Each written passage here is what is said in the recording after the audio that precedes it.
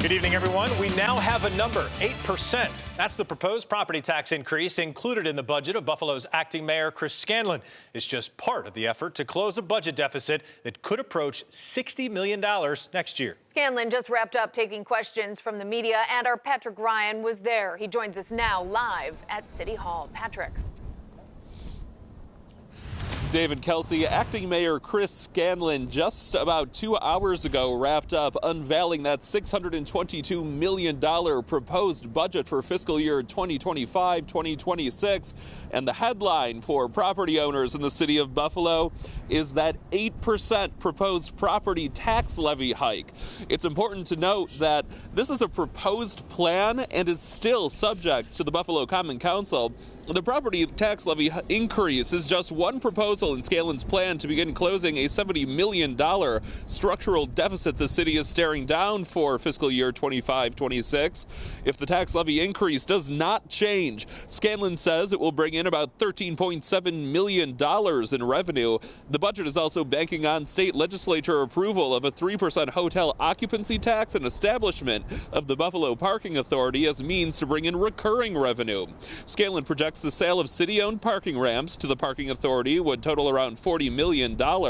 He says that money would be used over coming years to assist with the deficit, and the hotel occupancy tax Scanlon expects to generate $3.5 million annually. But again, those two programs must be approved by state lawmakers. We're changing the way we budget here at City Hall in order to curtail shortfalls in future budget years. We are making changes to past budgeting methods and revenue projection processes. So I'm here today to present the 25-26 budget, which will be a $622 million spending plan, which is less than a 1% increase year over year. Scanlon says the city has been able to avoid layoffs through decreases to department budgets. He also says the budget does not include any cuts or reductions to city services, and there is no increase to the user fee. Now, as for the Buffalo Common Council, they're on the clock now to begin reviewing this proposed spending plan. The council has until May 26th to make any amendments to be given then to the mayor. But for now, reporting live in downtown Buffalo, Patrick Ryan, News 4. Patrick, thank you. In a statement to News 4, State Senator Sean Ryan, who is the democratically endorsed candidate for mayor, responded to Scanlon's budget proposal saying, quote, "It is disappointing but not surprising that the acting mayor's proposed budget relies on the same speculative revenue and one-time budget gimmicks that got the city into this fiscal mess in the first place." End quote. The Buffalo Common Council held a special meeting today to discuss Mayor Scanlon's proposed budget. Our Dylan Morello attended and shares more. Dylan. That's right, Dave and Kelsey. The Common Council chambers were calm and cordial today, almost like they've done this before, which they have, as the past few budget proposals have come as the Queen City faces a deficit. Now, as we heard from acting mayor Chris Scanlon, this coming year's hole is around $60 million.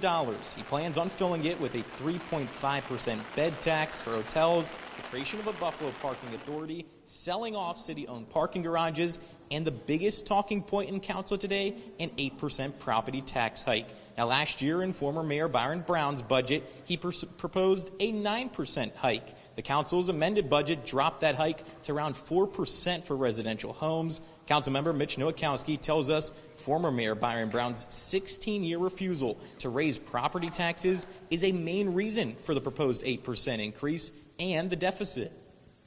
It's been my purview that because of tax rates that were not raised gradually and simultaneously over 1% or 2% over the duration of 3 to 4 budget cycles, to have a compounding effect has left a looming deficit of $50 million. So you'll see the Common Council have scrutiny, making sure that we're also showing restraint so we can show that we can be responsible.